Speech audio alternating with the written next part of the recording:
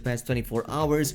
A ton of new footage, a lot of concept arts in there that kinda sheds a little bit more light on what Starfield plays like and feels like, and a couple of exclusive interviews with Todd Howard that goes over a ton of info about. It's kinda like Skyrim in space, he mentions, and the game has been in development since 2017. It represents their first new IP in 25 years because yeah, they've been pretty much running with the Elder Scrolls and the Fallout series in forever, but it's going to be a PC and Xbox exclusive. It will release on November 11, yeah, 2022, so late next year. Really nice concept art right here from the making of Starfield. We do have a few shots that look pretty interesting, like some of these environmental shots seem to point out towards some pretty nice diversity. I also especially like this shot right here of this jungle habitat. We can see a glimpse of our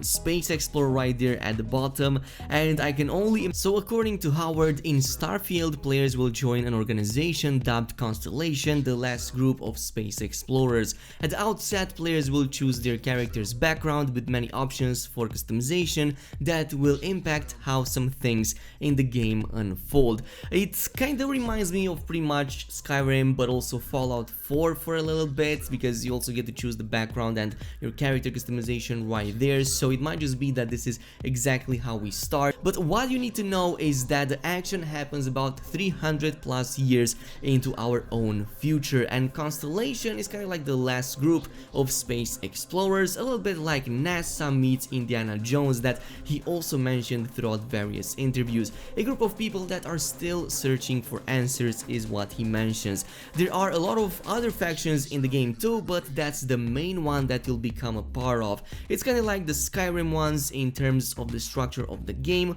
where you're going to be who you want to be, and then there's different factions that you can join and really carve your own path. He also mentions that we have one story that we're telling, and then we have a lot of other ones like we love to do, and our hope is that each player feels like they could say, here's what I want to be in this universe, and then we're giving them an outlet to express that. It does sound a bit like their previous games, where past the initial starting point you're kind of free to go anywhere you want to and do things and join these factions in whatever order you want to, assuming that you discovered them. It was kind of like that in Skyrim, and I really like this freedom. They just give you that big sandbox to play into, and Starfield seems like just the perfect game for that. It's in space. It also reminds me a bit of SMG from the looks of it. Some of the other notes on it kind of elude me because it's pretty difficult to read these details, but it could very well imply that there are different manufacturers and different types of weapons that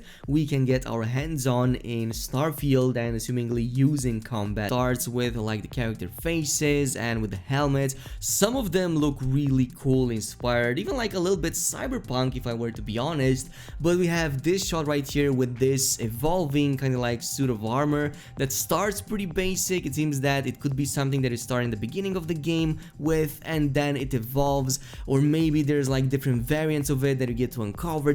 We can see that they seem to be using a weapon that might be bigger, requires two hands, so it could be something like a minigun or maybe like a big like turret or cannon, something like that. It definitely seems that yeah, emphasis on weapons and variety is a thing in Starfield. They're the crew members of that ship, and he is going to have a gameplay significance when we land on planet, likely going to help us with exploration, maybe a little bit with the discovery, and I imagine there's many other robots because in a recent interview it seems that Howard has confirmed that yeah, to help us in our journeys there's a variety of robots, not just one. So Vasco might very well be our own one, but there's probably others that we can buy in there or use or encounter at various points. And speaking of encounters, yes, space cities are a thing. We have a few shots of various settlements of different sizes, like there's a regular size settlement right here. This is something that you apparently can encounter in Starfield, but then